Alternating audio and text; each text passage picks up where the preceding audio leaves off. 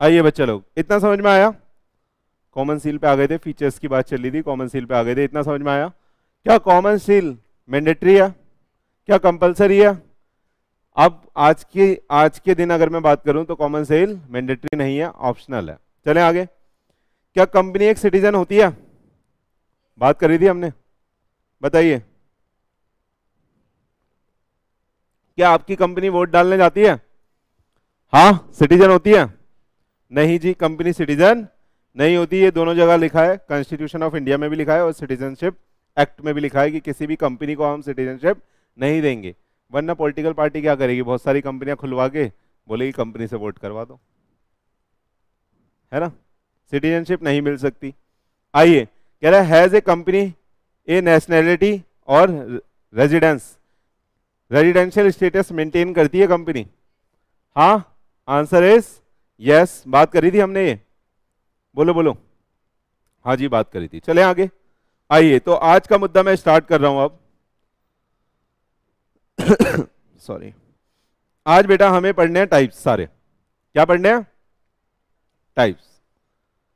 Discuss करे थे हमने, आइए एक बार डिस्कस करते हैं। कह रहा है classification of company based on liability. हमने पढ़ लिया था क्या? Limited by share, limited by guarantee और अनलिमिटेड, पढ़ लिया था ये। आज बाकी के सारे टाइप अपन पढ़ने वाले हैं।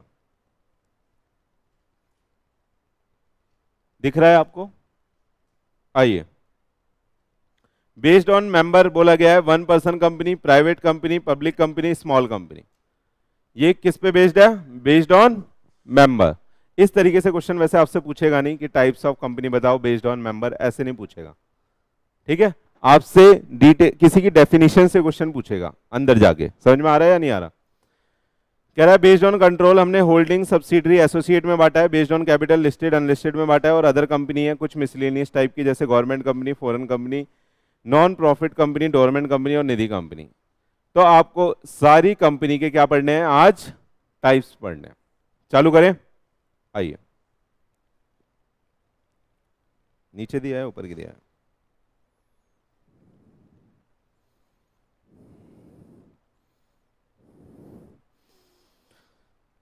तेरा होने लगा।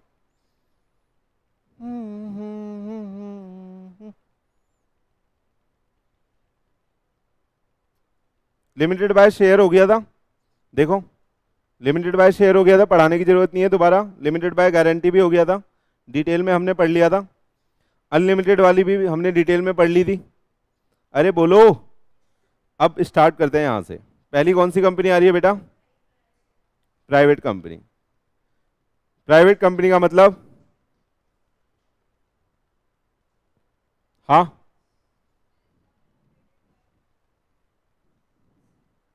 आपने 4 फीचर वाले क्वेश्चन करे हैं 12th क्लास में। वो जो कंपनियां होती हैं वो प्राइवेट होती हैं या पब्लिक होती है? हाँ, कैसे पता आपको ये बात? क्या? क्योंकि वो पब्लिक को शेयर इशू कर सकती है। जो प्राइवेट कंपनियां होती हैं बेटा वो पब्लिक से पैसा नहीं उठा सकती। उसमें एक मिनिमम नंबर ऑफ मेंबर की भी लिमिट थी जो आजकल हट गई है। मैक्सिमम नंबर ऑफ मेंबर की लिमिट है ना? आइए आइए पढ़ते हैं। कह रहा है एज पर सेक्शन 2 क्लॉज 68। क्या है? क्लॉज 2 सेक्शन 2 क्लॉज 68 बात करता है private company is a company by its article restrict the right to transfer its share. तो कह रहा है भैया यहां पे शेयर का फ्रीली ट्रांसफर नहीं होता, क्योंकि मैंने सोचा भैया उज्जवल और मैं मिलके कोई धंधा करते हैं, तो हमने एक कंपनी इनकॉर्पोरेट करी, जो कि हमने प्राइवेट कंपनी इनकॉर्पोरेट करी। हमने पब्लिक से पैसा नहीं उठाया, आधा पैसा मैंने डाला, आधा पैसा उज्जवल ने डाला। तो यहां पे क्या आप बताओ, शेयर में इजीली ट्रांसफर कर सकता हूं किसी को भी, लेकिन जो डीमैट अकाउंट खुल के शेयर आप लेते हो पब्लिक कंपनी के, क्या उसे हम फ्रीली ट्रांसफर कर सकते हैं? हाँ, जब मर्जी चाहो। अभी मैंने आपसे बात करी थी कि 3:30 से पहले बता देना, मैं भेज दूंगा। क्यों? क्योंकि मैंने किसी पब्लिक कंपनी में पैसा लगाया हुआ है ना? तो वहां पे जो ट्रांसफर होता है शेयर का वो फ्री होता है, फ्रीली होता है, प्रोहिबिट नहीं होता, रिस्ट्रिक्ट नहीं होता। आइए, तो कह रहा है एक प्राइवेट कंपनी ऐसी कंपनी है जिसके आर्टिकल से उसको रिस्ट्रिक्शन मिली हुई है, किस पे?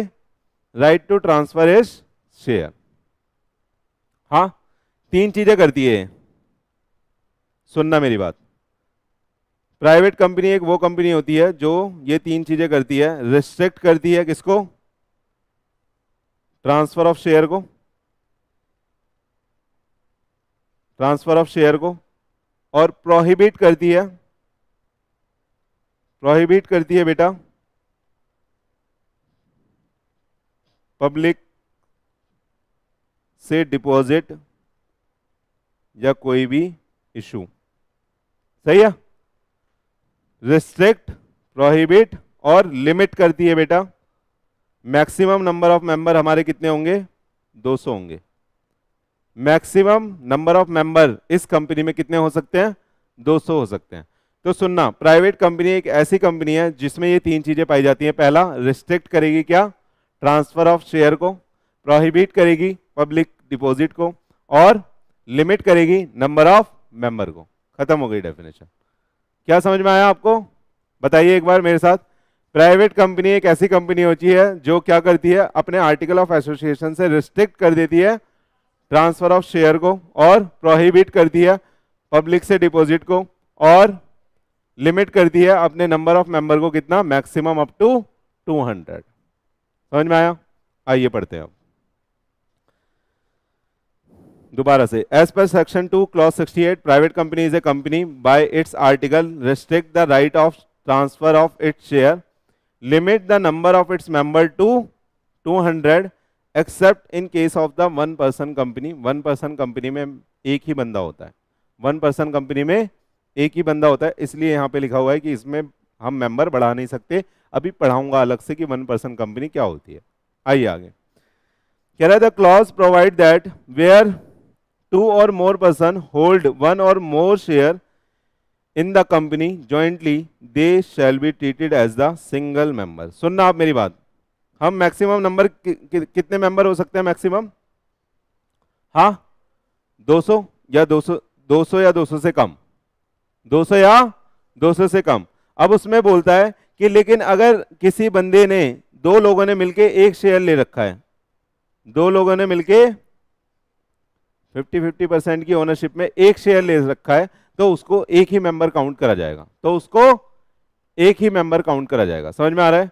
ये 200 की जो लिमिट है इसको चेक करने के लिए बोल रहा है कि अगर किसी ने जॉइंटली कोई शेयर लिए हुए हैं तो उनको हम शेयर वाइज काउंट करेंगे, मेंबर वाइज काउंट नहीं करेंगे। दो लोगों ने मिलकर अगर एक शेयर लिया है तो एक काउंट होगा। क्लियर है या नहीं है? कह रहा है they shall treat as a single member, however the following shall not be included in the number of member. और नीचे बोलता है कि इन 200 की लिमिट में ये वाले लोग काउंट नहीं करे जाएंगे। जो हम 200 की लिमिट की बात कर रहे हैं, हमने क्या बोला? प्राइवेट कंपनी में कितने मेंबर हो सकते हैं मैक्सिमम? 200। तो 200 की लिमिट कैसे काउंट होगी, इस पे चर्चा चल रही है। पहला क्या बोला? जो जॉइंटली जिसने शेयर लिए हुए हैं उनको हम कैसे काउंट करेंगे? एक काउंट करेंगे। आ रहा है या नहीं आ रहा? अगला बोलता है और इन मेंबर को हम इंक्लूड ही नहीं करेंगे। कह रहा है shall not included in the number of member.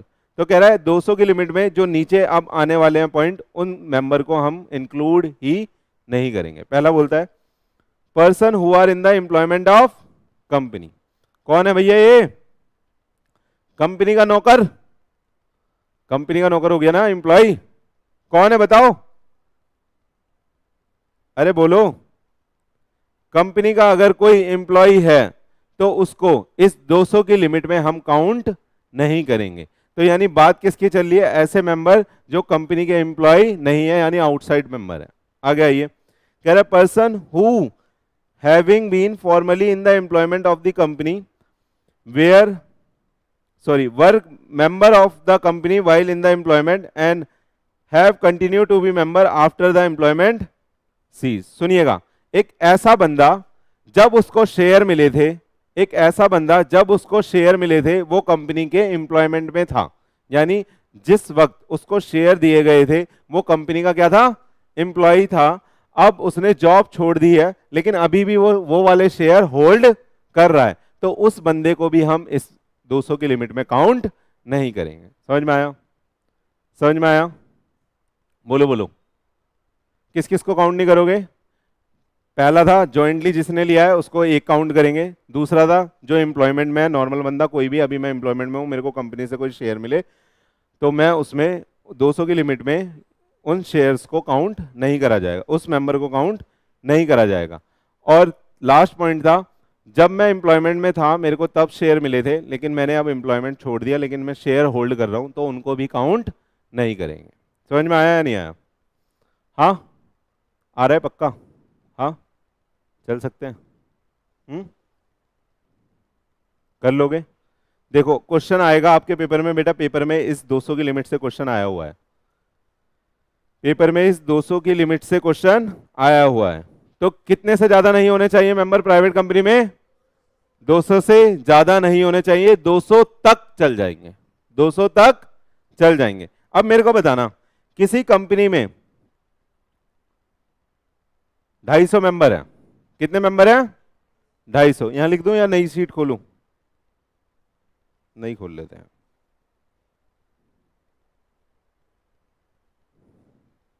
खेल ही लेते हैं। खेलने का तो मन नहीं था लेकिन खेल लेते हैं। सुनना, एक कंपनी है private limited, private limited company है बेटा,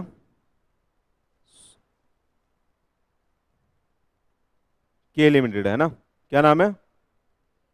के प्राइवेट लिमिटेड। डन? हाँ सुनना, अब इसमें कितने मेंबर हैं?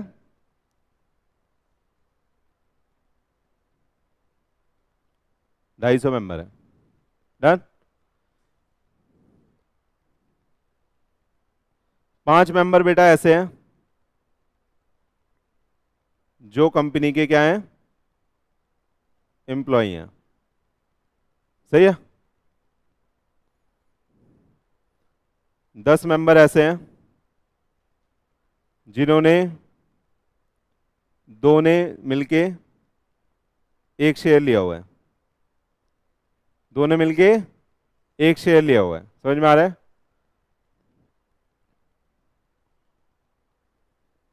और 25 मेंबर ऐसे हैं, 25 नहीं, इसे कर दो आप 45, 45 मेंबर ऐसे हैं जो बेटा शेयर इनको रिसीव हुआ था एट द टाइम ऑफ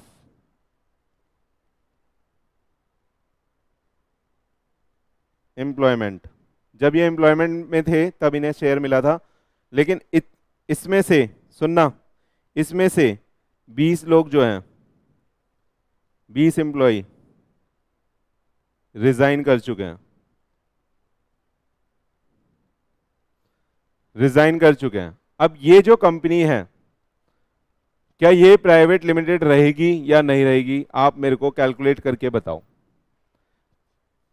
अगर 200 से मेंबर पार हुए तो आप प्राइवेट नहीं कहलाओगे, आप अपने आप डीम्ड पब्लिक कहला जाओगे, ये प्रोविजन है। सही है? बताइए कितने मेंबर होंगे, कितने मेंबर हैं आपकी लिमिट के हिसाब से? जो 200 की लिमिट है उसमें कितने मेंबर हैं यहाँ पे एक्टिव मेंबर, यानी कितने आएंगे? कैलकुलेट करके बताइए।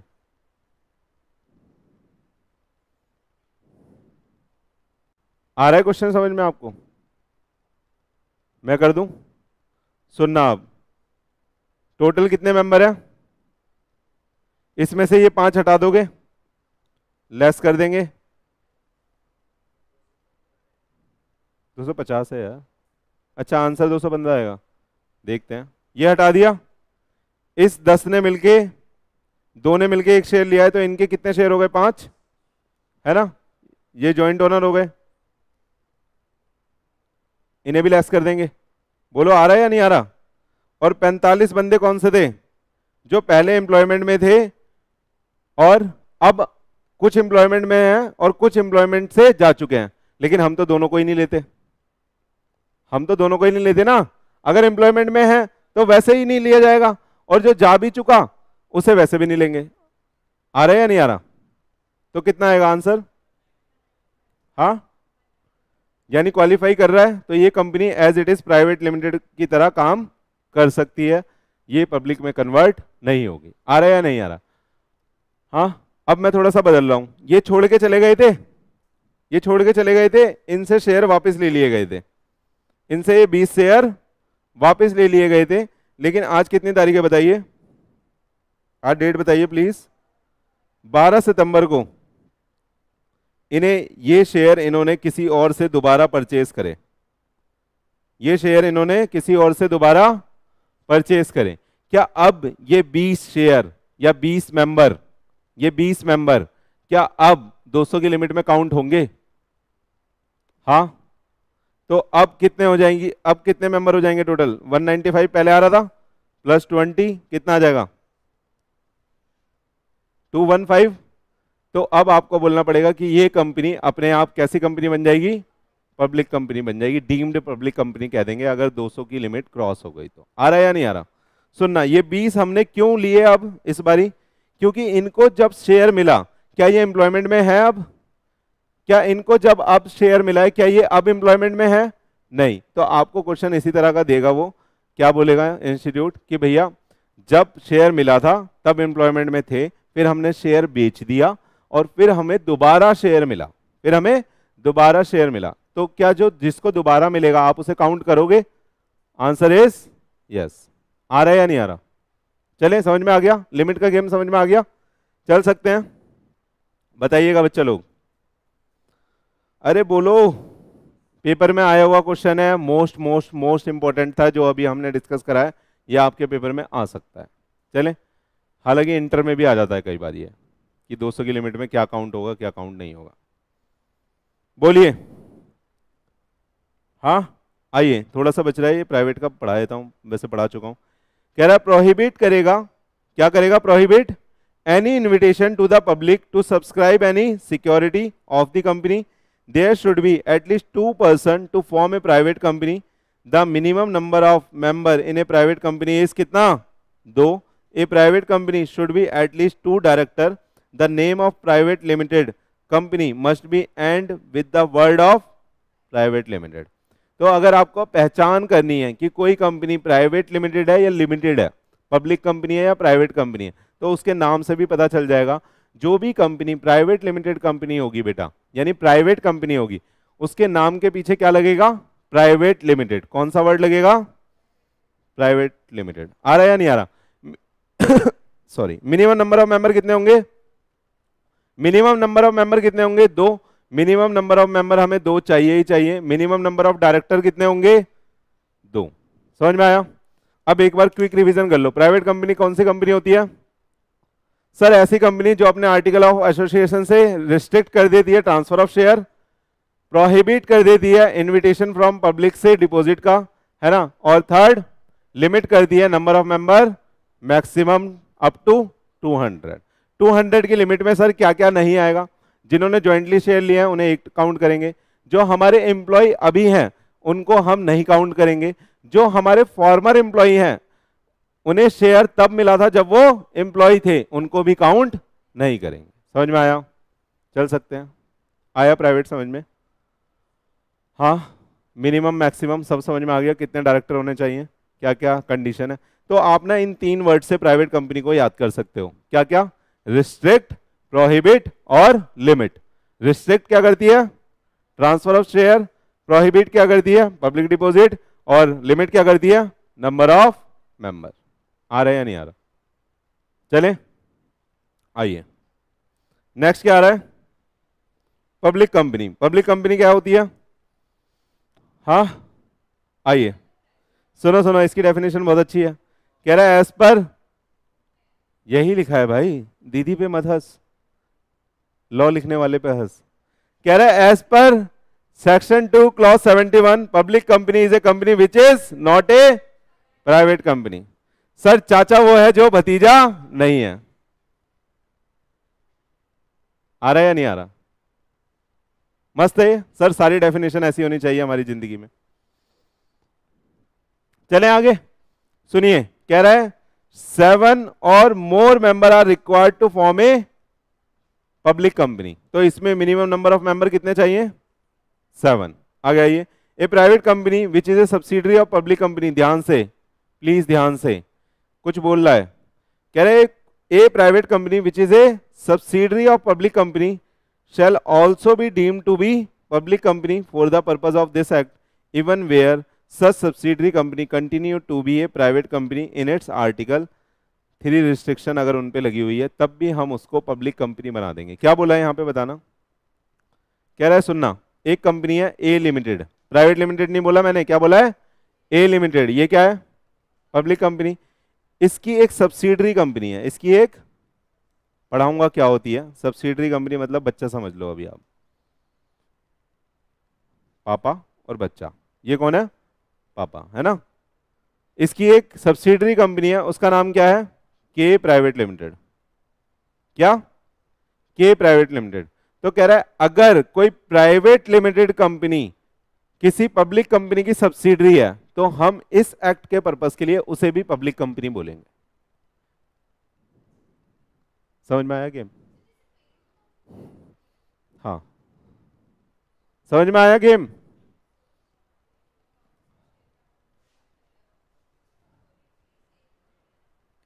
वहां बहुत कम है, ये बहुत ज्यादा वास्ट है,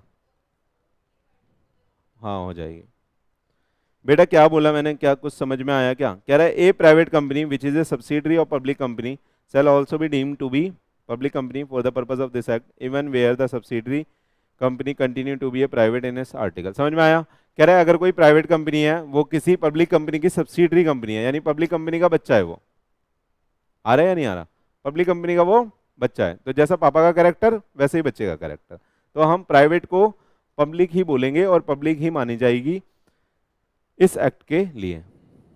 समझ में आ रहा है, हाँ इंटेंट बताऊं ऐसा क्यों लिखा, सुनना, जो बेटा पब्लिक कंपनी होती है ना उसमें पब्लिक का पैसा लगा हुआ होता है, और पब्लिक का पैसा जहां पे लग गया वहां पे चांसेस ज्यादा है फ्रॉड वगैरह करने के, है ना, मिसयूज करने के लिए मनी को। तो पब्लिक कंपनी के ऊपर ना कंप्लायंस का बर्डन बहुत ज्यादा है, कंपनी एक्ट के अंदर जो पब्लिक कंपनियां हैं उनके ऊपर कंप्लायंस का बर्डन प्राइवेट से ज्यादा है। डन, तो वो क्या करती, सुनना ध्यान से, वो पहले एक पब्लिक कंपनी बनाती, पब्लिक कंपनी से पब्लिक का पैसा उठा लेती और एक उस पैसे से ही एक दूसरी प्राइवेट कंपनी बना देते, सारा काम प्राइवेट कंपनी में करते, सारा काम क्या करते प्राइवेट कंपनी में करते, और प्राइवेट कंपनी में कंप्लायंस का बर्डन भी कम है, मजे से एंजॉय करके निकल जाते। आ रहा है या नहीं आ रहा, पब्लिक का पैसा ही लूट करके। तो इस इंटेंट को ध्यान में रख के कि कोई मिसयूज ना कर ले प्राइवेट कंपनी की आइडेंटिटी का, इसलिए उन्होंने बोला कि अगर आप पब्लिक कंपनी हो और आपकी सब्सिडरी कोई प्राइवेट कंपनी है तो हम उस प्राइवेट कंपनी को भी बिल्कुल उसी की तरह कैटेगराइज करेंगे जैसे कि पापा हैं, यानी जैसे कि पब्लिक कंपनी है। समझ में आ रहा है या नहीं आ रहा, हाँ, तो उस प्राइवेट कंपनी को भी हम क्या बोलेंगे, डीम्ड पब्लिक कंपनी। क्या बोलेंगे, बोलो बोलो, जहां लिखा हुआ है देखो, डीम्ड टू बी। चले आगे, आ रहा है या नहीं आ रहा, आइए,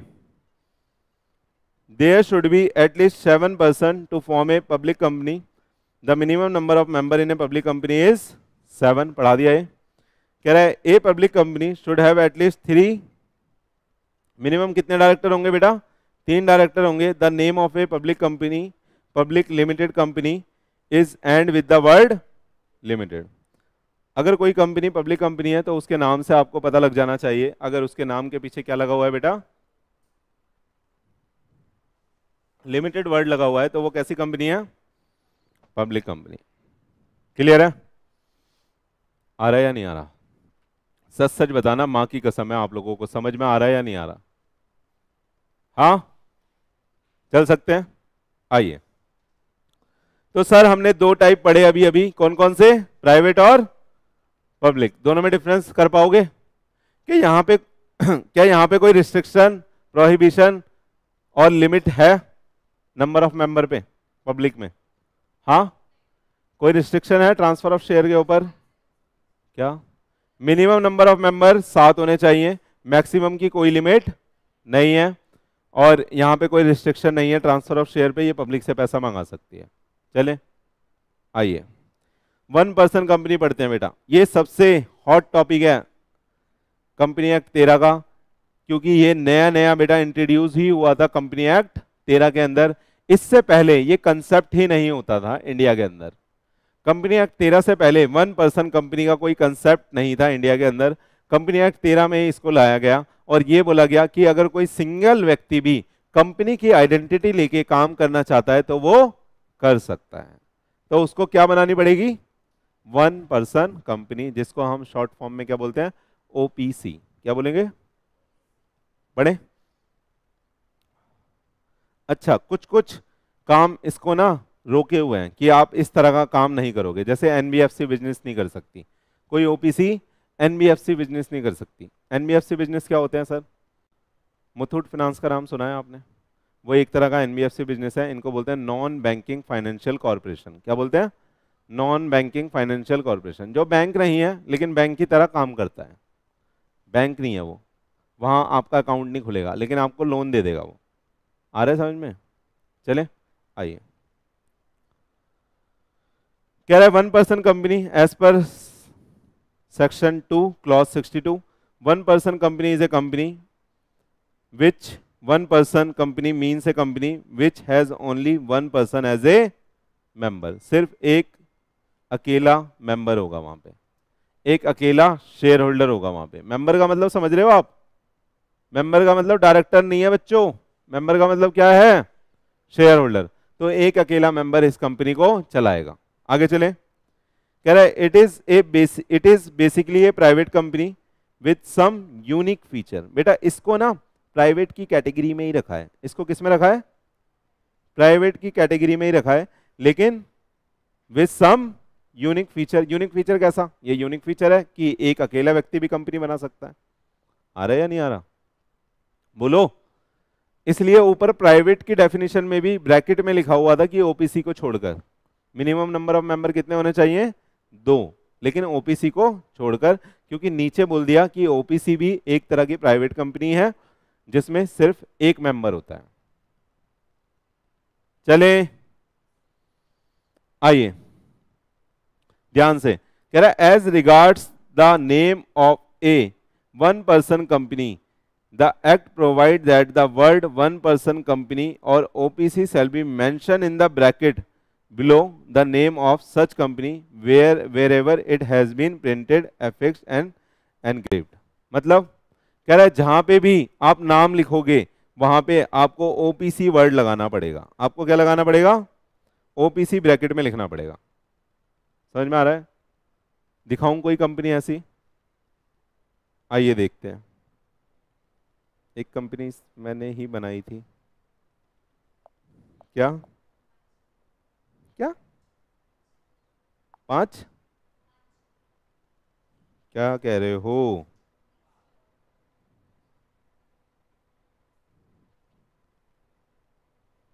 बेटा यहाँ पे ना सारी कंपनियों का मास्टर डाटा होता है। आप किसी भी कंपनी को यहाँ पे सर्च कर सकते हो, उसके बारे में डिटेल निकल जाएगी। मेरे है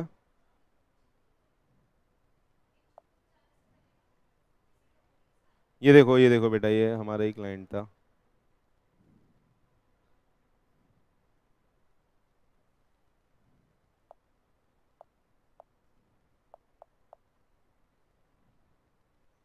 ये देखो बेटा, कुछ दिख रहा है? नाम दिख रहा है आपको? अरे बच्चों नाम दिख रहा है क्या आपको? यहाँ पे देखो क्या लिखा हुआ है, नाम देखो। गुलीर होम स्टेज ब्रैकेट में ओपीसी प्राइवेट लिमिटेड दिख रहा है? हाँ दिख रहा है? ये देखो, ये सर्कल में आएगा अभी, देखो। डन। तो इस तरीके से बेटा ओपीसी का नाम लिखा जाएगा। बस दिखाने का पर्पज इतना सही है। कैसे लिखेंगे हम? प्राइवेट लिमिटेड से पहले ब्रैकेट में ओपीसी लगा देंगे। समझ में आ रहा है? तो उससे पता चल जाएगा कि ये 1% कंपनी है, इसमें एक लौता मालिक होगा। आ रहा है? चलें आगे। आइए। तो हाँ? ओ बेटा, जो 200 की लिमिट है वो बहुत ज्यादा इंपॉर्टेंट है, वहां से तो क्वेश्चन पक्का पक्का पूछते हैं। आइए। 1% कंपनी का आइडिया हुआ थोड़ा थोड़ा आपको? अरे ये मिटेगा कैसे दोस्त?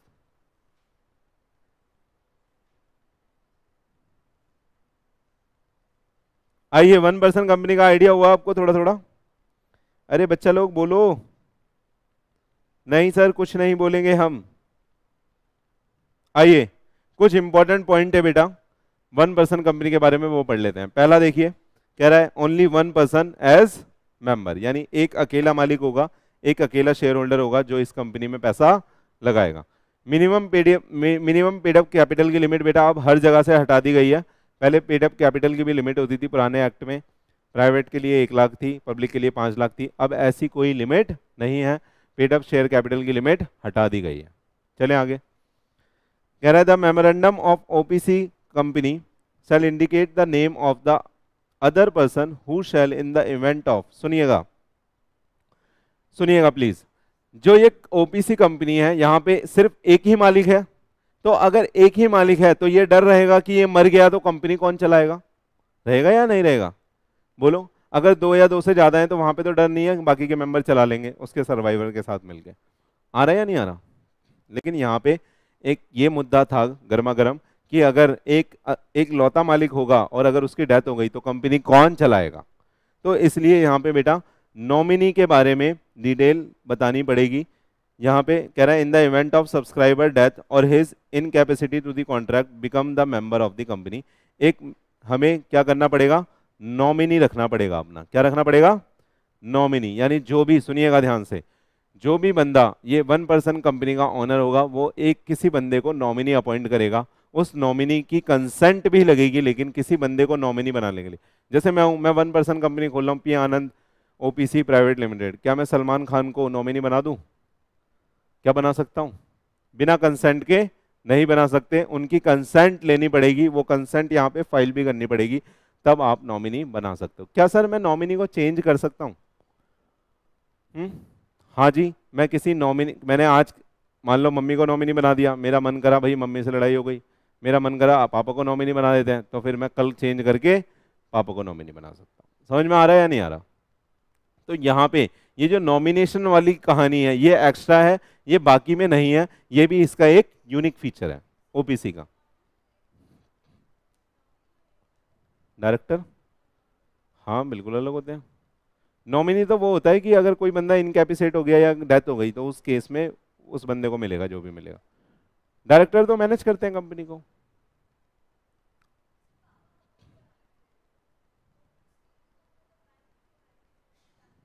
हाँ हाँ, डायरेक्टर बना सकते हैं। चले, अरे बोलो, अरे बोलो, आ रहा है समझ में? देखो कह रहा है the memorandum of OPC shall indicate the name of the other person who shall in the event of subscriber death और in capacity to contract become the member of the company, यानी नॉमिनी के बारे में memorandum में लिखा जाएगा। फिर बोलता है the other person whose name in the given in the memorandum shall, उसकी प्रायर कंसेंट लेनी पड़ेगी, return consent in the prescribe form and same उसको फाइल भी करना पड़ेगा आरओसी के पास at the time of incorporation. यानी जब आप ओपीसी बना रहे होगे तभी आपको नॉमिनी की कंसेंट लेनी पड़ेगी। मैं बोलूंगा कि ऐश्वर्या राय को नॉमिनी बना दो, मेरे को बहुत अच्छी लगती है, तो क्या बना सकता हूँ? बोलो। सलमान तो बना नहीं पा रहा, हम कहाँ से? आ रहा है या नहीं आ रहा? अरे बोलो। नॉमिनी नहीं बना पाएंगे क्योंकि नॉमिनी बनाने के लिए क्या लगती है? प्रायर रिटर्न कंसेंट, और वो भी हमें फाइल करनी पड़ेगी रजिस्ट्रार ऑफ कंपनी के पास एट द टाइम ऑफ। अरे चलें आगे। कह रहा है such other person may be given the right to withdraw his consent. सुनिएगा, मम्मी को नॉमिनी बना दिया, मम्मी बोलती है मेरे को तेरा कुछ नहीं चाहिए, तू बहुत बदतमीज है। आपको बोल लिया आपकी मम्मियां, मेरे ऊपर मत लेना, है ना? तो क्या बोल रही है मम्मी? तू बहुत बदतमीज है, मेरे को तेरा कुछ नहीं चाहिए, मेरा नॉमिनेशन हटा वहां से, मैं तेरी एक फूटी कौड़ी भी नहीं लूंगी। आपने वास्तवा मूवी देखी है 50 तोला वाली? वहां पे उसकी मम्मी ऐसे ही करती है। चलो छोड़ो, आपने देखी नहीं है तो। कह रहा है such other person may be given the right, सुनिएगा, बताने का बस इतना सा रीजन था कि जो मम्मा है या जिसको भी आपने नॉमिनी बनाया है उसके पास राइट है कि वो विड्रॉ कर सकता है अपनी कंसेंट को, वो बोल सकता है कि आज की डेट से मैं नॉमिनी नहीं बनना चाहता। समझ में आ रहा है? कंसेंट को विड्रॉ कर सकता है।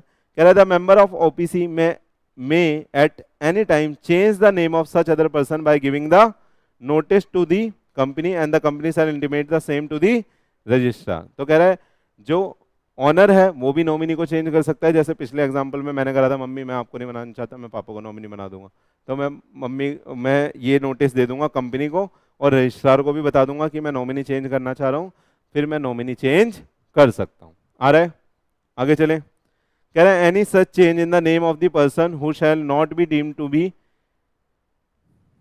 टू बी अलग है ये, deemed to be an alteration of the memorandum. कह रहा है कि अगर इस तरह का कोई भी चेंज कर रहे हो तो उसको हम अल्ट्रेशन नहीं मानेंगे मेमोरेंडम का। इसका सिग्निफिकेंस आपको बाद में समझ में आएगा कि ये लाइन दी क्यों है, मैं बता देता हूं। कुछ काम ऐसे होते हैं कंपनी के जहां पे ना स्पेशल रेजोल्यूशन की जरूरत होती है। कैसे? स्पेशल रेजोल्यूशन, यानी जितने भी मेंबर हैं कंपनी में उसमें से 75% की आपको कंसेंट चाहिए होगी, फेवरेबल कंसेंट, तब आप कोई डिसीजन ले सकते हैं। उसको क्या बोलते हैं?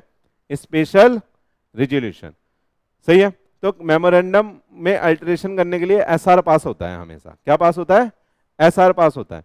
तो इसलिए कह रहा है इस वाले काम को हम मेमोरेंडम में अल्टरेशन नहीं मानेंगे, यानी आप ये ऑर्डिनरी रेजोल्यूशन से भी कर सकते हैं नॉर्मली। तो यहाँ पे जो मेजोरिटी, यहाँ पे जो आपको फेवरेबल कंसेंट चाहिए होगी वो मेजोरिटी की चल जाएगी, यानी 50 से ज़्यादा भी अगर फेवरेबल वोट आ गए तो आप ये डिसीजन ले सकते हो। समझ में आ रहा है? तो इस सिग्निफिकेंस से ये वाली लाइन यहाँ पे लिखी गई है। अभी आपके लिए वैसे इतनी इंपॉर्टेंट नहीं है। समझ में आया? क्या हम नॉमिनेशन में अगर कोई अल्टरेशन कर रहे हैं तो उसे क्या हम अल्टरेशन ऑफ मेमोरेंडम मानेंगे? क्या हम उसे अल्टरेशन ऑफ मेमोरेंडम मानेंगे?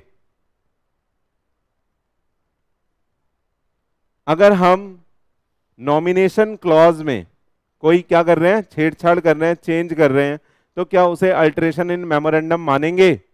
Answer is no. Answer is no. यही तो लिखा है यहां पे, shall not be deem to be an alteration of memorandum. तो कह रहा है यहां पे एसआर पास करने की जरूरत नहीं है। अगर अल्टरेशन ऑफ मेमोरेंडम मानते तो एसआर पास करने की जरूरत पड़ती। हल्का हल्का समझ में आ रहा होगा, चल सकते हैं? बोलो। हाँ सर, क्या मैं किसी कंपनी को नॉमिनी बना सकता हूं? हाँ सर, क्या मैं किसी कंपनी को नॉमिनी बना सकता हूं? बोलो। Answer is no. देखिए कह रहा है only a natural person who is an Indian citizen whether or not a resident in India, person who has stayed in India for a period of not less than 120 days during the immediately preceding financial year shall be eligible to incorporate a OPC and shall be a nominee for the sole member of OPC। सुनिए क्या बात हो रही है। कह रहा है सिर्फ एक नेचुरल पर्सन ही OPC खोल सकता है इंडिया के अंदर, वो भी वो सिटीजन होना चाहिए। कहाँ का? इंडिया का। समझ में आया? और वही पर्सन, वैसा ही पर्सन नॉमिनी भी बन सकता है। यानी नॉमिनी बनने के लिए आपको इंडिया का सिटीजन होना जरूरी है। समझ में आ रहा है या नहीं आ रहा? आपको नेचुरल पर्सन होना जरूरी है। कोई सेपरेट, सुनिएगा, कोई आर्टिफिशियल पर्सन ओपीसी नहीं बना सकता। कोई आर्टिफिशियल पर्सन ओपीसी नहीं बना सकता।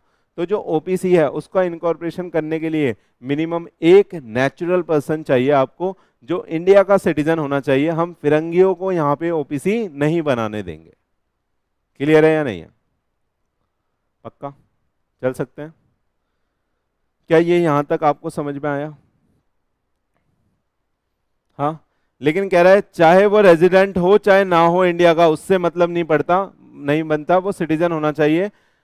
सिटीजन यहाँ पे ओपीसी बना सकता है। लेकिन रेजिडेंशियल स्टेटस को देखने के लिए लाइन लिखी है, कह रहा है person who has stayed in India for a period of not less than 120 days during immediately preceding financial year, उसे हम बोल देंगे। सुनिए 120 या उससे ज्यादा दिन अगर इंडिया में रहा है, 120 या उससे ज्यादा दिन अगर इंडिया में रहा है इमीडिएटली प्रीसीडिंग फाइनेंशियल ईयर में, तो हम बोल देंगे वो बंदा रेजिडेंट है इंडिया का। और अगर उससे कम रहा है तो वो रेजिडेंट नहीं कहलाएगा। लेकिन सुन लीजिए इसका कोई सिग्निफिकेंस नहीं है यहाँ पे, क्योंकि उसने बोल दिया चाहे वो रेजिडेंट हो चाहे ना हो, बस सिटीजन होना चाहिए। अगर वो सिटीजन है इंडिया का तो यहाँ पे वो ओपीसी खोल सकता है और यहाँ पे वो नॉमिनी भी बन सकता है। समझ में आ रहा है? समझ में आ रहा है नहीं आ रहा? हाँ। अब ध्यान से सुनना, एक मेंबर एक से ज्यादा कंपनी में नॉमिनी भी नहीं बन सकता। एक मेंबर एक से ज्यादा ओपीसी में नॉमिनी नहीं बन सकता। अगर मैं एक कंपनी में एक ओपीसी में पहले से नॉमिनी हूं तो मैं किसी दूसरी ओपीसी में नॉमिनी नहीं बन सकता। समझ में आ रहा है? हाँ। और ना एक मेंबर एक से ज्यादा ओपीसी खोल सकता। एक मेंबर सिर्फ एक ही ओपीसी खोल के काम कर सकता है। समझ में आ रहा है? चले, समझ में आ रहा है या नहीं आ रहा? अरे आ रहा है या नहीं आ रहा? हाँ देखो, कह रहा है no person shall be eligible to incorporate more than one OPC, यानी एक बंदा सिर्फ एक ओपीसी खोल सकता है और become the nominee in more than one such company, और एक से ज्यादा कंपनी में नॉमिनी भी नहीं बन सकता। समझ में आ रहा है या नहीं आ रहा? सुनना अब एक बात, मैंने एक ओपीसी बना ली। मैंने क्या बना दी? एक पी ओपीसी प्राइवेट लिमिटेड। क्या बना दी? P OPC private limited. और यहां पे एक के ओपीसी प्राइवेट लिमिटेड पहले से थी। सुनना ध्यान से, मैं एक गेम खेल रहा हूं आपके साथ, आप भी खेलो। यहां पे मैं क्या था बेटा? ऑनर। ऑनर बोले तो शेयर होल्डर, ये तो पता ही होगा अंग्रेजों। शेयर होल्डर ऑनर होता है ना। यहां पे मैं क्या था? ऑनर। और यहां पे मैं था नॉमिनी। यहां पे मैं क्या था? नॉमिनी।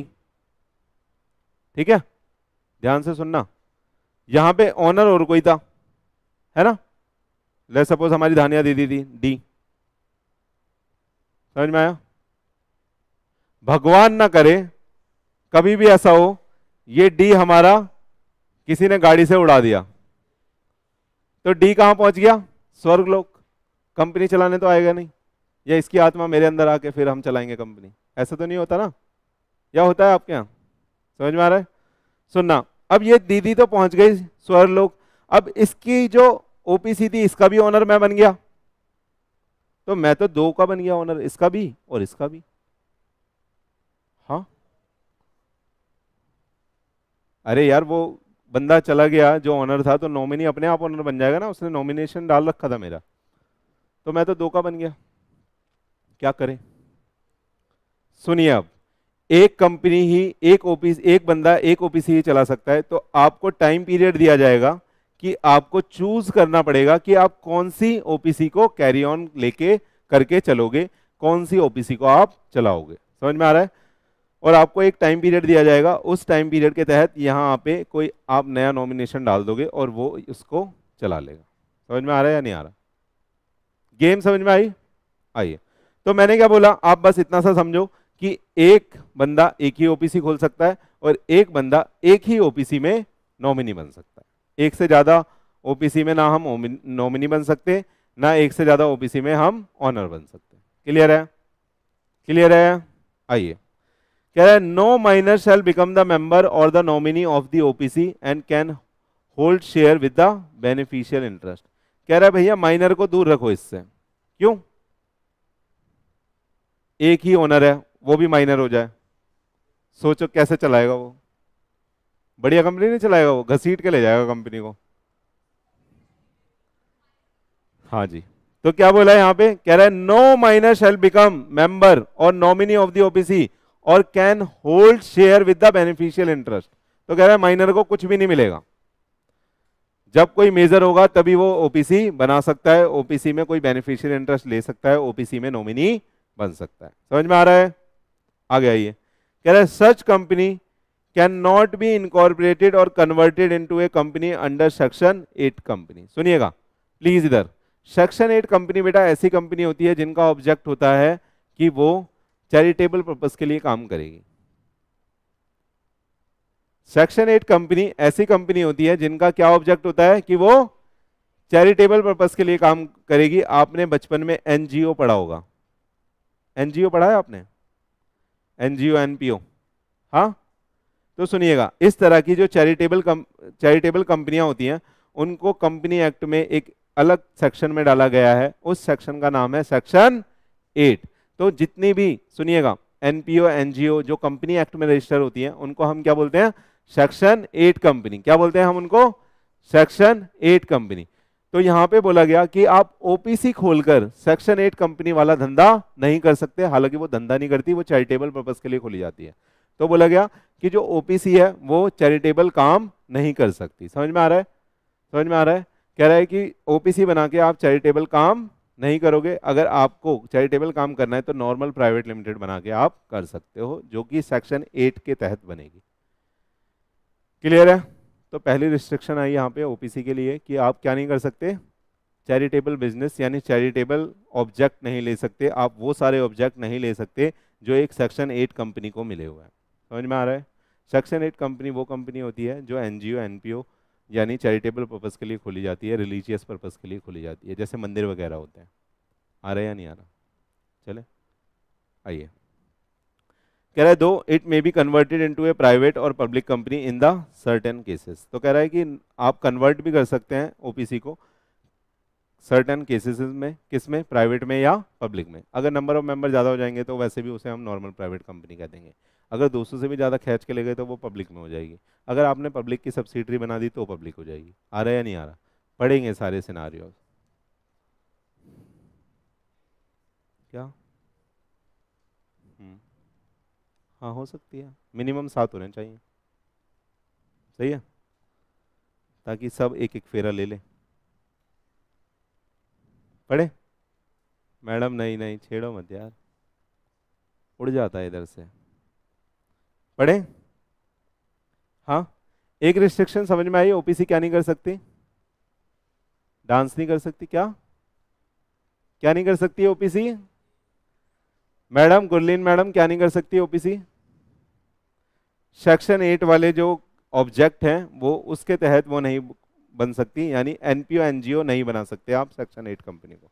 आ रहा है या नहीं आ रहा, ओपीसी कंपनी को। सुनना कुछ और बातें हैं, आइए। कह रहा है such company can not carry out non banking financial investment activity including the investment in the security of any body corporate. सुनिएगा, तो ये non banking financial investment activity भी नहीं कर सकती आपकी ओपीसी, यानी ये किसी बॉडी कॉर्पोरेट की सिक्योरिटी में पैसा नहीं लगा सकती। डन, ये सारी रिस्ट्रिक्शन याद रखना आप, यही यूनिक फीचर है एक तरह के। आगे आइए, कह रहा है OPC can not convert voluntarily into any kind of company unless 2 year have been expired from the date of incorporation except where the paid up share capital is increased beyond the 50 lakh rupees or its average annual turnover during the relevant period exceed the 2 crore। सुनना ध्यान से, अब बिल्कुल ध्यान से सुन लेना, ये वाला बहुत इंपॉर्टेंट है भाई, भाई ये वाला बहुत इंपॉर्टेंट है। क्या बोल रहा है, ओपीसी को आप कन्वर्ट नहीं कर सकते वॉलंटरली, किसमें बेटा, बोलो बोलो बोलो बोलो, किसी और तरह की कंपनी में। ओपीसी को आप किसी और तरह की कंपनी में कन्वर्ट नहीं कर सकते, कब तक, जब तक उसके 2 साल एक्सपायर ना हो जाए। सुनना ध्यान से, आप क्या करोगे, आप तो ओपीसी का रजिस्ट्रेशन ले लोगे, फिर धंधा चल जाएगा, आप सोचोगे कि भैया ये ओपीसी का ले लिया, वो ले लिया रजिस्ट्रेशन, इसके बाद मैं कन्वर्ट कर देता हूँ और कन्वर्ट करके काम कर लेता हूँ। डन। तो गवर्नमेंट ने बोला हम भैया नया फीचर लेके आए हैं, तो उसी वेशभूषा में काम करो जो हमने आपको एक नया फीचर दिया है, इसलिए हम ये कन्वर्जन का चक्कर बार बार का नहीं पालेंगे। मिनिमम 2 साल, सुन लीजिएगा, मिनिमम 2 साल आपको ओपीसी बना के काम करना पड़ेगा। ऐसा नहीं होगा कि आपने आज ओपीसी इनकॉर्पोरेट कर ली और विद इन 2 ईयर में आपने उसको चेंज भी करा लिया प्राइवेट में या पब्लिक में। डन। तो विद इन 2 ईयर में, सुनिएगा, कन्वर्जन मना है, विद इन 2 ईयर में कन्वर्जन मना है, लेकिन आप कन्वर्ट कर सकते हो अगर आपकी पेड अप कैपिटल कितने से ज्यादा है, 50 लाख से, और आपका जो एवरेज एनुअल टर्नओवर 2 करोड़ से ज्यादा है तो। सही है, सही है। देखो कह रहा है except where the paid up share capital is increase beyond the 50 lakh rupees और it's average annual turnover during the relevant period exceed 2 crore rupees. सही है, आ रहा है या नहीं आ रहा, हाँ। तो और है बेटा बीच में, क्या लिखा है, और, तो दोनों में से अगर कुछ भी क्रॉस होगा तो आप कन्वर्ट कर सकते हो। कन्वर्ट करने के लिए आपको क्या करना पड़ेगा, या तो आपकी पेड अप शेयर कैपिटल बढ़ाओ, कितना, बोलो बोलो, 50 लाख से ज्यादा, या टर्नओवर बढ़ाओ कितना, 2 करोड़ से ज्यादा। ठीक है, तो आप विद इन 2 ईयर में भी कन्वर्ट कर सकते हो, समझ में आ रहा है? तो आप विद इन 2 ईयर में भी कन्वर्ट कर सकते हो, अदरवाइज विद इन 2 ईयर में कन्वर्ट करना मना है। क्लियर है? ओपीसी को आप किसी और तरह की कंपनी में कन्वर्ट नहीं कर सकते with in 2 year from its incorporation, लेकिन 2 एक्सेप्शन है, जब पेड अप कैपिटल 50 लाख से ज्यादा हो जाए या एवरेज एनुअल टर्नओवर 2 करोड़ से ज्यादा हो जाए, तो उस केस में आप कन्वर्ट कर सकते हो। आ रहा है? बोलिए प्लीज, आ रहा है या नहीं आ रहा सर? सुनिएगा, आप कह रहे हैं इफ वन पर्सन कंपनी और any officer of such company contravene the provision, they shall be punishable with fine which may extend to the 10,000 rupees or with a further fine which may extend to the 1,000 rupees for every day after the first during which the contravention continue। सुनिएगा, अब जो जो यहाँ पे restriction लगाई, जो जो यहाँ पे यूनिक फीचर दिया, अगर आप उसका वायलेशन कर रहे हो, तो इसी एक्ट ने आपको बोल दिया कि भैया 10,000 रुपए कि आपके ऊपर पेनल्टी लग सकती है, आपके ऊपर 10,000 रुपए की फर्स्ट टाइम वाली पेनल्टी लग सकती है। लेकिन अगर आपका डिफॉल्ट कंटिन्यू रहेगा, तो 1,000 रुपीज पर डे की पेनल्टी लगेगी और कोई अपर लिमिट नहीं है, तो वो करोड़ों में भी जा सकती है। समझ में आ रहा है आपको? 5 साल 10 साल तक आप डिफॉल्ट कंटिन्यू करते जा रहे हो तो 1,000 रुपीज पर डे की पेनल्टी लगेगी। सब इसी के साथ आपका ओपीसी ये खत्म होता है। ओपीसी समझ में आया आपको? एक नया फीचर था, बहुत ज्यादा इंपॉर्टेंट है, बताइए प्लीज। हाँ, क्या कोई फॉरेन सिटीजन यहाँ पे आके ओपीसी बना सकता है? क्या एक जो नॉमिनी है वो एक से ज्यादा ओपीसी में नॉमिनी बन सकता है? क्या जो एक मेंबर है यानी शेयर होल्डर है, क्या वो एक से ज्यादा ओपीसी बना सकता है? क्या हम ओपीसी को कन्वर्ट कर सकते हैं? 2 साल के बाद कर सकते हैं। अगर 2 साल के अंदर अंदर करना है तो पेड अप कैपिटल बढ़ानी पड़ेगी या टर्नओवर आपका ज्यादा होना चाहिए। आ रहा है या नहीं आ रहा? बोलो बोलो।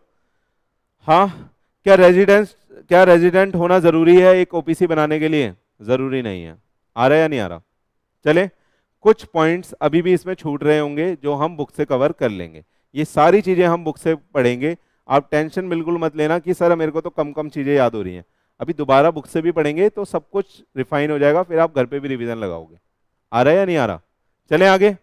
ओपीसी में ओपीसी का आइडिया मिल गया, बुक से पढ़ लोगे, स्टडी मैट से पढ़ लोगे। आगे आइए, अगला क्या आ रहा है बेटा?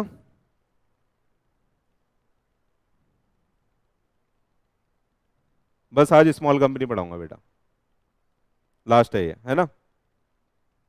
सही है, क्योंकि बाकी इंपॉर्टेंट है। होल्डिंग सब्सिडरी पढ़ाने में टाइम चाहिए, एसोसिएट, होल्डिंग सब्सिडरी, सबके लिए टाइम चाहिए। आगे आइए,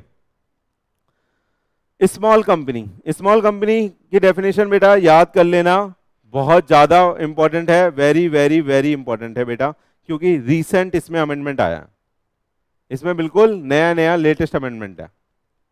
सही है, तो आपके एग्जाम के लिए बहुत इंपॉर्टेंट है।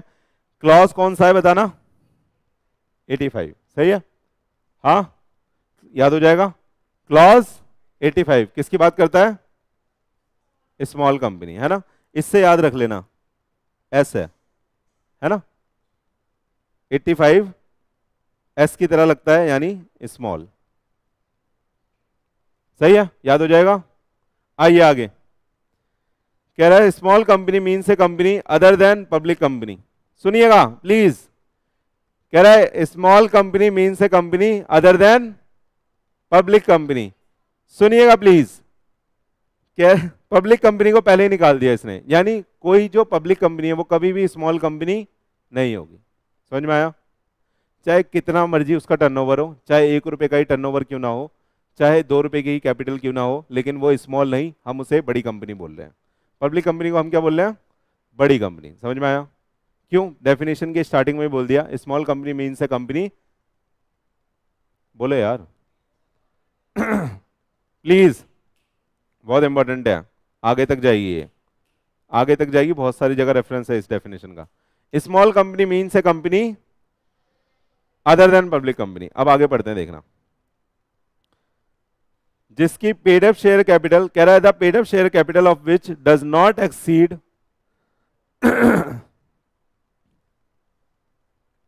4 करोड़ रुपीज और such higher amount as may be prescribe which shall not be more than 10 crore. मेरे को इस लाइन का मतलब बता दो अंग्रेजी स्कूल के बच्चों प्लीज। हिंदी चाहिए मेरे को इसकी, प्लीज प्लीज प्लीज आ जाओ। दोबारा से पढ़ता हूं आपके लिए। कह रहा है small company means a company other than public company जिसकी paid up share capital of which does not exceed 4 crore rupees. पहले 2 करोड़ होती थी, अब 4 करोड़ लिमिट हुई है अभी अभी लेटेस्ट, ठीक है, 4 करोड़ रुपीस और such higher amount as may be prescribe which shall not be more than 10 crore. कह रहा है और सच हायर अमाउंट जो गवर्नमेंट फ्यूचर में प्रेस्क्राइब कर सकती है, लेकिन इसको हम कभी भी 10 करोड़ के ऊपर नहीं लेके जाएंगे। समझ में आया? हाँ, जैसे मैंने बोल दिया कि इस साल तक आपकी जो अभी पॉकेट मनी है वो 1000 रुपये रहेगी, लेकिन such higher amount as may be prescribe, लेकिन 5000 से ज़्यादा कभी नहीं देंगे आपको। समझ में आया? इस तरीके से लिखा हुआ है। एक बात समझ में आई? पापा ने क्या बोला कि तेरी पॉकेट मनी सीए फाउंडेशन में 1000 रुपये रहेगी, लेकिन सच हायर अमाउंट जो मैं प्रेस्क्राइब करूंगा, लेकिन मैक्सिमम अप टू 5000, यानी 5000 से ज़्यादा कभी भी नहीं रहेगी। समझ में आ रहा है? तो इसी सेंस के साथ ये बात यहाँ पे लिखी गई है कि जो स्मॉल कंपनी का मतलब है ऐसी कंपनी जिसकी अदर देन पब्लिक कंपनी ऐसी कंपनी जिसका पेड अप शेयर कैपिटल कितना होना चाहिए, बोलिए? डज नॉट एक्सीड, यानी 4 करोड़ या उससे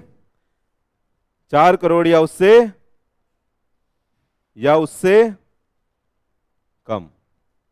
ये बात समझ में आ रही है? 4 करोड़ या उससे कम पेड अप शेयर कैपिटल होनी चाहिए। और कह रहा है such higher amount as may be prescribe जो मैक्सिमम अप टू 10 करोड़ होगी फ्यूचर में। अभी कितनी लिमिट है? 4 करोड़। समझ में आ रहा है? अभी कितनी पॉकेट मनी है? समझ में आ रहा है ना? मतलब सेंस समझ में आ रही है आपको? अभी के लिए अगर आप लिमिट चेक करोगे किसी कंपनी को ये जज करने के लिए whether it is small company और नॉट, तो आप क्या चेक करोगे? उसकी पेड अप कैपिटल क्या 4 करोड़ से कम है, क्या 4 करोड़ है? बोलो, 4 करोड़ होगी तो स्मॉल कंपनी होगी या नहीं होगी? हाँ, क्यों? कह रहे पता नहीं, होगी या नहीं होगी? एग्जैक्ट 4 करोड़ है किसी की पेड अप शेयर कैपिटल, तो स्मॉल कंपनी होगी या नहीं होगी? हाँ, हो सकती है। होगी या नहीं होगी? होगी तो क्यों होगी? क्योंकि डज नॉट एक्सीड लिखा है। वर्ड क्या लिखा है? डज नॉट एक्सीड, यानी 4 करोड़ तक चलेगा। 4 करोड़ और 1 रुपया जहां हुआ, 4 करोड़ और 1 रुपया जहां हुआ, या 50 पैसे भी हो गए, तो वो 4 करोड़ से ज्यादा हो जाएगी, तो उस केस में वो स्मॉल कंपनी की डेफिनेशन से आउट हो जाएगी। समझ में आ रहा है? पक्का? खेले? आ गया ये। कह रहा है एंड, सुनिएगा, एंड स्मॉल कंपनी होने के लिए क्या चाहिए? कैपिटल 4 करोड़ या उससे कम। एंड कह रहा है अभी रुको, टर्नओवर भी देखो। कह रहा है turnover of which as per the last profit and loss account does not exceed कितना? 40 करोड़ और such higher amount as may be prescribe but shall not more than 100 crore. तो फ्यूचर में ना जब हमारे इंडिया की इकोनॉमी बढ़ेगी तो ये डेफिनेशन भी बढ़ेगी, इसलिए अपर लिमिट दी गई है। समझ में आ रहा है आपको? अभी मेरे लिए, आप पुराना टाइम याद करो जब आप छोटे छोटे थे, 1 रुपया भी आपके लिए बहुत होता था, लेकिन अभी आपको कोई 1 रुपया दे तो आप वापस में उसको 2 रुपया दे दोगे कि ले भाई तू रख। समझ में आ रहा है? तो ऐसे ही ये लिमिट है। अभी कितनी लिमिट है बताना स्मॉल की? कह रहा है ऐसी कंपनियां जिसका टर्नओवर 40 करोड़ है वो हमारे लिए छुट्टी मुट्टी कंपनी है। क्यों? हमारी इकोनॉमी अब बढ़ गई है। पहले यहाँ पे लिमिट बेटा 2 करोड़ की थी टर्नओवर में, पहले कम थी लिमिट बहुत। अब हमने क्या बोल दिया? 40 करोड़। सुनिएगा, 40 करोड़ जिसका टर्नओवर है ना, वो कंपनी हमारे लिए स्मॉल कंपनी है आज की डेट में। समझ में आ रहा है या नहीं आ रहा? हाँ, तो सब पूछ लेना आज जाके अपने अपने पापा की कंपनी की टर्नओवर कितनी है, बता देना कि छोटी है या बड़ी है। माइक्रो है, आ जाओ। सुन लीजिएगा प्लीज, टर्नओवर कितना होना चाहिए बेटा, यार बोल दो ना, डज नॉट एक्सीड 40 करोड़, है ना। सुनना, अब एक कंपनी है, सुन लो प्लीज, एक कंपनी है, उसकी पेड अप कैपिटल कितनी है 3 करोड़, टर्नओवर है 50 करोड़। क्या बोला मैंने, पेड अप कैपिटल है 3 करोड़ और टर्नओवर है 50 करोड़, स्मॉल कंपनी है या नहीं है, क्यों। तो सर दोनों क्वालिफाई होनी चाहिए क्या, अरे सर एक पब्लिक कंपनी है, सर एक पब्लिक करनी है, टर्नओवर है 10 रुपया और कैपिटल है 5 रुपया, बताइए स्मॉल कंपनी है, हाँ वो कभी भी स्मॉल नहीं है, पब्लिक कंपनी को हम हमेशा ही बड़ी कंपनी बोलेंगे, क्योंकि वो स्मॉल कंपनी की डेफिनेशन से ऑलरेडी आउट है। हाँ हाँ, आपको स्मॉल बनने के लिए इस क्राइटेरिया में आना पड़ेगा, समझ में आया, चले आगे, इतना क्लियर है, पक्का पक्का, बोलो बोलो, हाँ आइए फिर, सुनना आप ध्यान से, ये लिमिट का गेम तो समझ गए, लिमिट कैसे चेक करोगे, पेड अप कैपिटल कितने से ज्यादा नहीं होनी चाहिए, कितने से ज्यादा नहीं होना चाहिए 4 करोड़, और टर्नओवर कितने से ज्यादा नहीं होना चाहिए 40 करोड़। टर्नओवर कब का चेक करोगे, last profit and loss account का, और कैपिटल कब की चेक करोगे, बोलो बोलो, बोलती बंद हो रही है सर, कैपिटल कब की चेक करोगे, जब डेफिनेशन को चेक कर रहे हो उस टाइम की। आ रहा है या नहीं आ रहा, चले आगे, आइए आगे, अभी और कहानी है स्मॉल में, कह रहा है प्रोवाइडेड दैट, सुनना प्लीज, कह रहा है provided that nothing in this clause shall apply to, कह रहा है ये वाला जो क्लॉज है, कौन सा क्लॉज 85, ये अप्लाई नहीं होगा किसके ऊपर, एक होल्डिंग कंपनी और ए सब्सिडरी कंपनी, एक होल्डिंग कंपनी और ए सब्सिडरी कंपनी। अब सुनना ध्यान से, अगर आपका टर्नओवर कितना है 3 करोड़ और आपकी जो पेड अप कैपिटल है वो है 50,000, टर्नओवर कितना और पेड अप कैपिटल कितने 50,000, लेकिन आप किसी कंपनी की होल्डिंग कंपनी हो, तो क्या आप स्मॉल कंपनी हो, पढ़ाऊंगा पढ़ाऊंगा, पापा और बेटा पढ़ा है ना, सब्सिडरी होल्डिंग, पापा और बेटा, पढ़ाऊंगा डिटेल में बाद में, हाँ बताओ क्या बोला मैंने, कैपिटल कितनी है 50,000, टर्नओवर कितना है 3 करोड़, लेकिन मैं किसी कंपनी की होल्डिंग कंपनी हूं, मैं किसी कंपनी की होल्डिंग कंपनी हूं, तो क्या मैं स्मॉल कंपनी कहलाऊंगी, क्यों, क्योंकि इसने बेटा इन सबको आउट कर दिया, इसने क्या बोला, provided that nothing in this clause shall apply to a holding company और ए सब्सिडरी कंपनी। अगर आप किसी कंपनी की होल्डिंग हो या सब्सिडरी हो तब भी आप स्मॉल कंपनी की डेफिनेशन से आउट हो जाओगे, क्लियर है, क्लियर है पक्का, आगे आइए, कह रहे एक कंपनी रजिस्टर्ड अंडर सेक्शन 8, अगर आप सेक्शन 8 में रजिस्टर्ड हुए हो, जो मैंने आपको बताया एनजीओ या एनपीओ का होता है, जिनका ऑब्जेक्ट होता है क्या बेटा, charitable, religious, art, culture, science, इन सब चीज़ों के लिए जो बनाई जाती हैं कंपनियां, वो सेक्शन 8 में दी गई हैं कंपनी एक्ट में। तो अगर आप सेक्शन 8 कंपनी हो और आपका टर्नओवर है 10 रुपया और कैपिटल है 5 रुपया, तो क्या आप स्मॉल कंपनी हो, क्यों, क्योंकि स्पेसिफिकली एक्सक्लूडेड है, क्योंकि स्पेसिफिकली एक्सक्लूडेड है। आगे आइए, कह रहे एक कंपनी और a body corporate govern by any special act, it is basically a private company meeting the prescribe threshold. तो अगर आप कोई ऐसी कंपनी हो जो किसी स्पेशल एक्ट से गवर्न हो रही हो, तो आप उस केस में भी स्मॉल कंपनी की डेफिनेशन से आउट हो जाओगे, क्लियर है, यहां तक समझ में आया,